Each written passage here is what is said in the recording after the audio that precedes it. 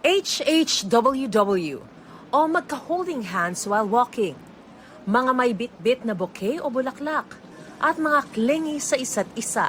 Naglipanan na yan lalo ngayong bisperas ng Araw ng Mga Puso. Ang ilan, piniling sa Aroseros Park o ang Last Lang of Manila mag-celebrate. Gaya ni Andre, kasama ang nililigawang si Trix. Valentine's is not about the date po. Yun po is para pong gamitin nyo lang po yung time nyo ng couple nyo na magkasama po. Culture and heritage. Kumbaga, ma-appreciate lang yung roots natin as Filipinos. You know. Very informational din po siya sa amin. To learn new things, yes po.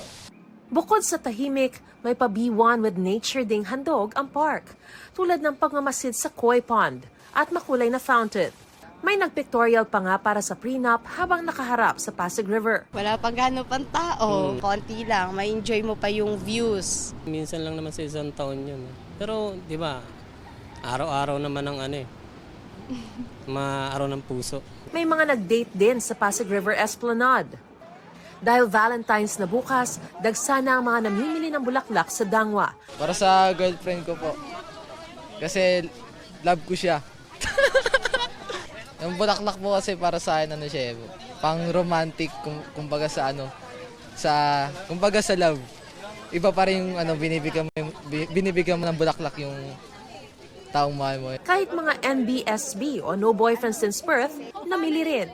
Nagkasundo po kami na ibigay sa parents namin, dry flowers. Self-love, mahalin niyo po muna yung sarili niyo kasi pag parang hindi niyo po mabibigay yung love na genuine love kapag hindi po nanggagaling muna sa sarili niyo po.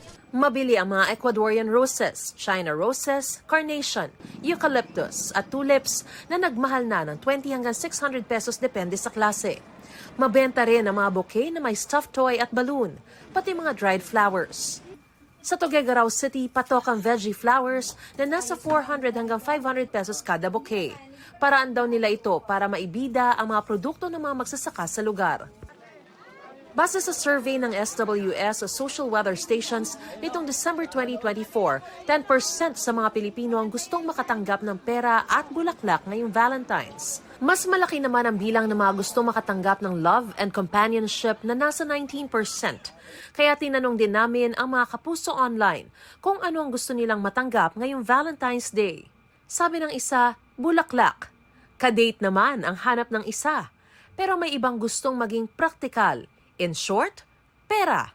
Para raw may panggastos. Nabubulok naman daw kasi ang bulaklak. Para naman sa ilang netizens, quality time at pure love ang gusto. Peace of mind naman daw para sa iba. Pera po, syempre. Bakit po? Sawa na po kami sa bulaklak eh.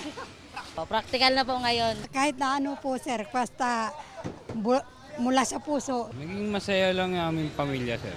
Okay. At masama-sama kami lahat. Para sa GMA Integrated News, ako si Mariz Umali ang inyong saksi.